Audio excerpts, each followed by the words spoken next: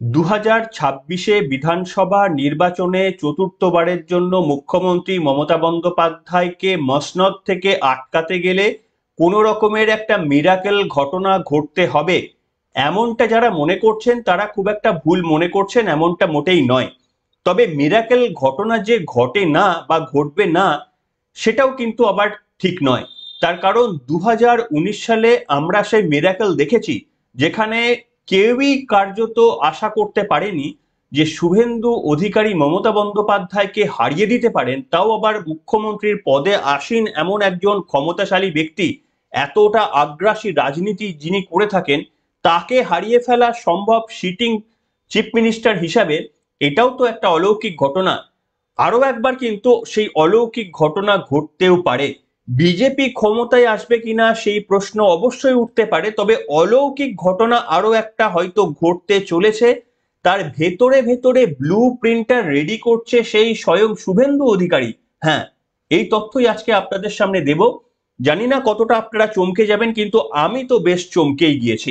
নমস্কার, welcome to simple as ABC. আপনাদের সকলকে স্বাগত জানিয়ে শুরু করছি অত্যন্ত গুরুত্বপূর্ণ একটি পর্ব। আপনাদের আমি জানাতে চাইবো প্রথমে যে গুরুত্বপূর্ণ খবরটা, যে বিরোধী দলনেতা রাজ্যের মাননীয় মুখ্যমন্ত্রী মমতা বন্দ্যোপাধ্যায়ের বিধানসভা এলাকায় 73 নম্বর ওয়ার্ডে তিনি একটা কার্যালয় খুঁজছেন। সেই কার্যালয় শুধু খুঁজছেন না, 1 মে সেই কার্যালয়ের তিনি উদ্বোধনও করবেন। এবং সেখানে তিনি এতটাই গুরুত্ব দিচ্ছেন, ভেতরে ভেতরে তিনি একটা টিম পর্যন্ত তৈরি করে ফেলেছেন। যে টিমের 100 জন মেম্বার রয়েছে, তাদের কাজ হচ্ছে ভবানীপুরের প্রত্যেকটি ওয়ার্ডে ঘুরে ঘুরে গিয়ে দেখা সেখানে হাওয়া কেমন, মমতা বিরোধী হাওয়া কেমন, শুভেন্দু বা বিজেপির পক্ষে হাওয়া কেমন, সেই সমস্ত দিকগুলো খতিয়ে একেবারেই নিরীক্ষণ করে তারপরে যে তথ্য শুভেন্দু অধিকারীর হাতে তুলে দেবে, তারপর কি হবে বলুন তো?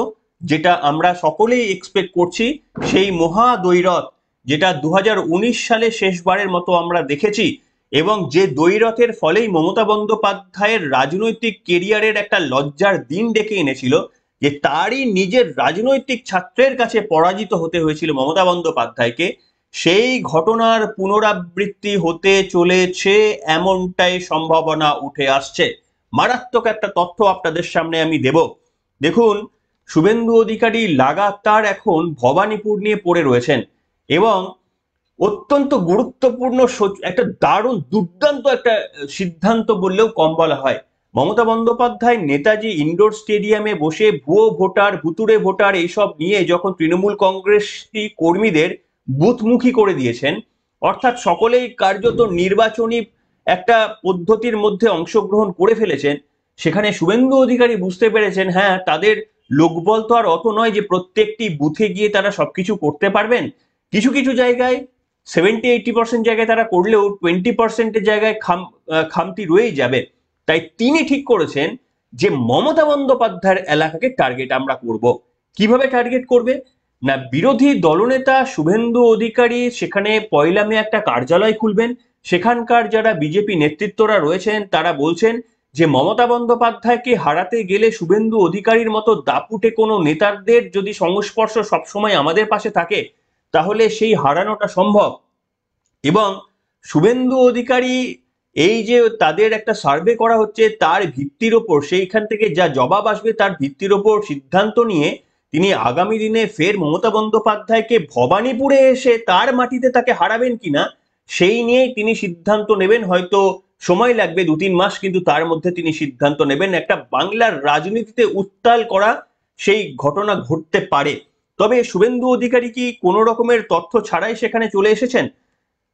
মমতা বন্দ্যোপাধ্যায়কে হারিয়েছেন বটে তিনি, কিন্তু সেটা নন্দীগ্রামে। কিন্তু তার এলাকাতে মমতা বন্দ্যোপাধ্যায়কে হারানো কি তারই রাজনৈতিক ছাত্র শুভেন্দু অধিকারীর, তাও আবার দ্বিতীয়বারের জন্য, সম্ভব হবে? এর উত্তর হচ্ছে হলেও হতে পারে, সম্ভাবনাই বেশি। আপনারা চমকে যাবেন, আপনাদের সেই তথ্য আমি দেব। প্রথম কথা হচ্ছে, দেখুন, যে যে এলাকায় শুভেন্দু অধিকারী কার্যালয় খুঁজছেন, 73 নম্বর ওয়ার্ড ভবানীপুরের, সেখানে যে শুধু মমতা বন্দ্যোপাধ্যায়ের বাড়ি এমনটা নয়, সেখানে অভিষেক বন্দ্যোপাধ্যায়ের কার্যালয় রয়েছে, সেখানে কাজরি বন্দ্যোপাধ্যায়, তিনি ওখানকার কাউন্সিলর। অর্থাৎ ব্যানার্জি পরিবারের একটা দাপুটের রাজনীতি সেখানে চলে। শুভেন্দু অধিকারী 1 মে যে রাজনৈতিক কার্যালয় সেখানে খুলছেন, তারপর থেকে যে পশ্চিমবঙ্গের রাজনীতির ভরকেন্দ্র যে সেই 73 নম্বর ওয়ার্ড হতে চলেছে, এই বিষয়ে কোনো সংশয় নেই। এবং যে তথ্য আপনাদের বললাম, এত বড় রিস্ক শুভেন্দু অধিকারী কেন নিচ্ছেন আপনারা বুঝতে পারবেন এই তথ্যটা পেলে। দেখুন, ভবানীপুরে টোটাল 8টি ওয়ার্ড রয়েছে। সেই ওয়ার্ডগুলো হচ্ছে 63, 71, 72, 73, 74, 77 এবং 82।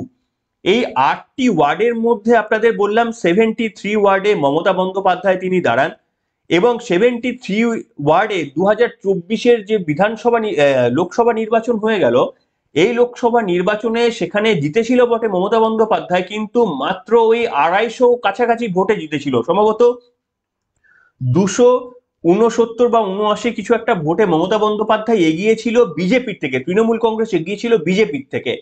ভবানীপুরে মমতা বন্দ্যোপাধ্যায়ের কেন্দ্রেই বিজেপি মাত্র কয়েকটি ভোটে, 200-250 ভোটে পিছিয়েছিল ওই কেন্দ্র থেকে।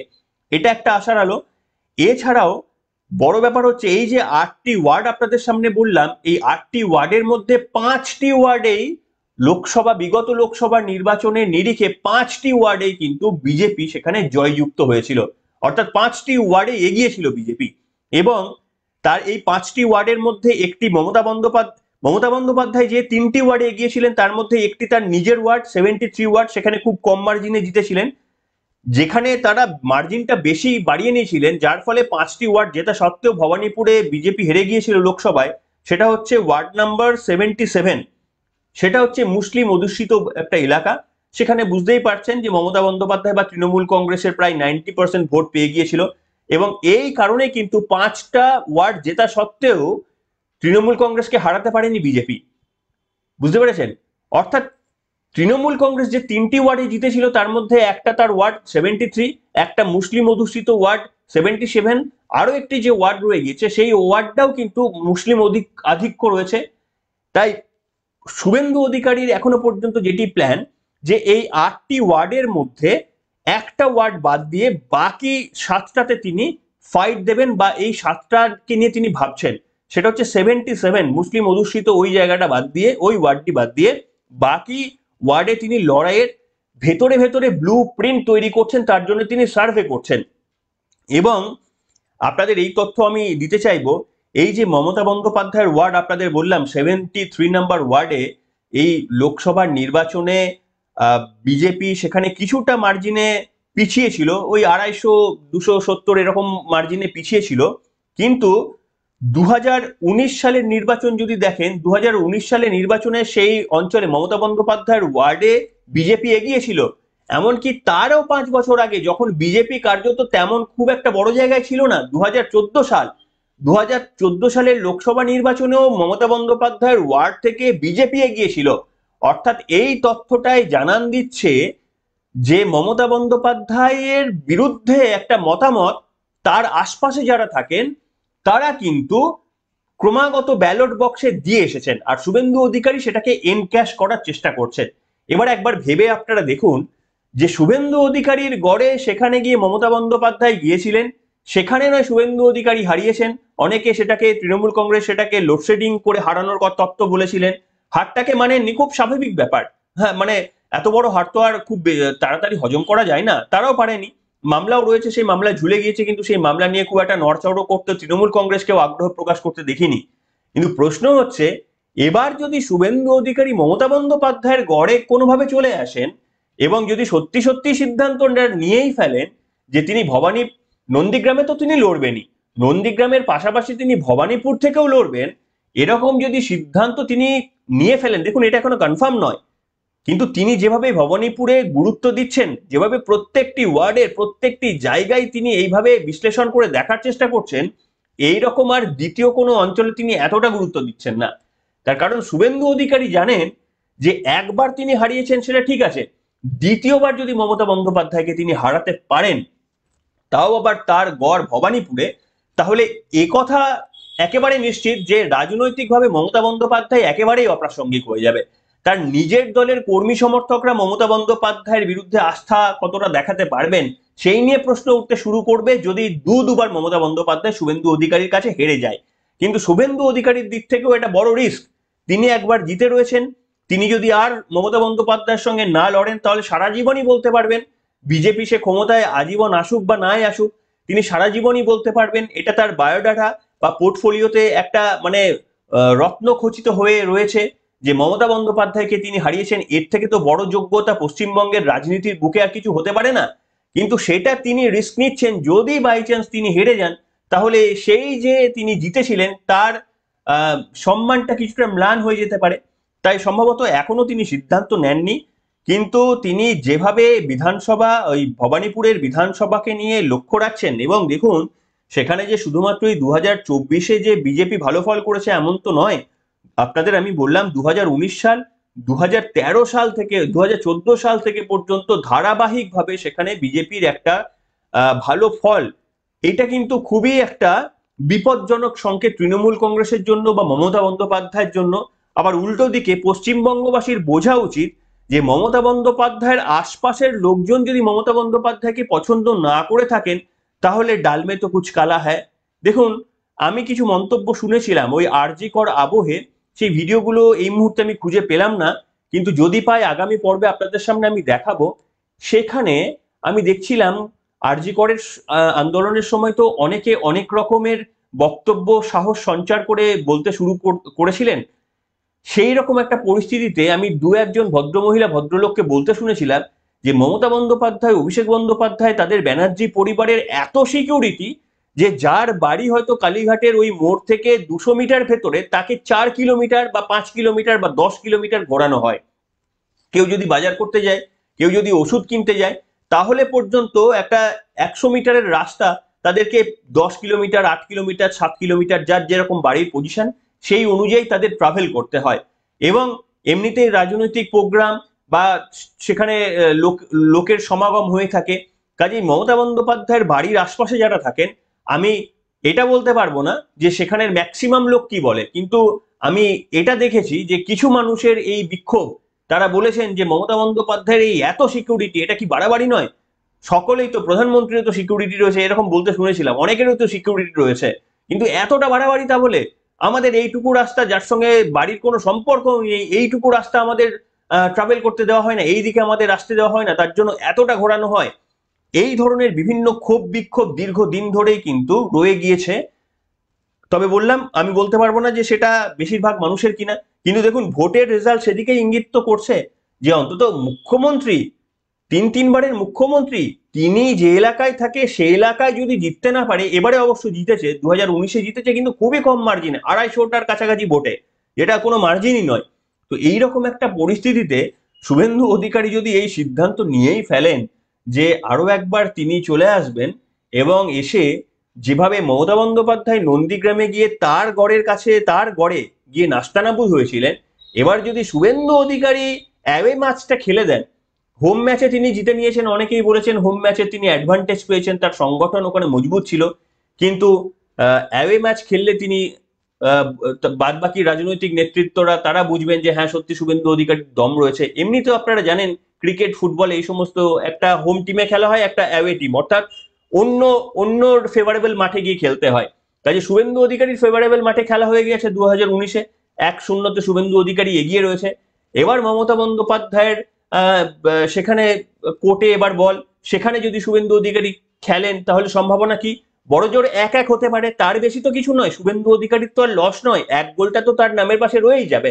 কিন্তু মমতা বন্দ্যোপাধ্যায় বাই চান্স যদি হেরে যান, যদি 2-0 হয়ে যায়, তাহলে এ কথা ঠিক যে মমতা বন্দ্যোপাধ্যায়ের রাজনৈতিক কেরিয়ার শেষ হয়ে যাবে। তাই সম্ভবত বিরোধী দলনেতা এখানে একটা দারুণ চাল চেলেছেন। আমি জানি না এটা ওই কেন্দ্রীয় স্বরাষ্ট্রমন্ত্রী অমিত শাহ, যেহেতু তিনি বাংলাটা দেখেন রাজনৈতিকভাবে, তার সেখানে কোনো রকমের প্ল্যান রয়েছে কিনা, নাকি এটা বিরোধী দলনেতা তার নিজস্ব মতামত তিনি সেটা খাওয়াচ্ছেন, সেটা বলতে পারবো না।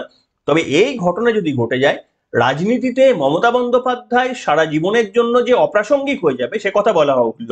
তার কারণ হচ্ছে দেখুন, দুবার শুভেন্দু অধিকারী বা তার নিজের ছাত্রের কাছে হেরে মুখ্যমন্ত্রীর পদ আগড়ে রাখা, এটা তো একেবারে অসম্ভব ব্যাপার। তাই ধরুন, আমি তর্কের খাতিরে এমন একটা সম্ভাবনার কথা ধরেই নিই যে ধরুন 2026-এ বিধানসভা হবে, সেখানে ধরুন শুভেন্দু অধিকারী বিধানসভায় মমতা বন্দ্যোপাধ্যায়ের বিধানসভা কেন্দ্র থেকে দাঁড়ালেন, মমতা বন্দ্যোপাধ্যায়ের সঙ্গে যুদ্ধে তিনি জয়লাভ করলেন। মুখ্যমন্ত্রী এদিকে তৃণমূল কংগ্রেস গোটা পশ্চিমবঙ্গ জুড়ে তারা ম্যাজিক ফিগার ক্রস করে গেল। তৃণমূল কংগ্রেস চতুর্থবারের জন্য ক্ষমতায় আসার লাইসেন্সটা পেয়ে গেল। তাহলে মুখ্যমন্ত্রী কে হবেন?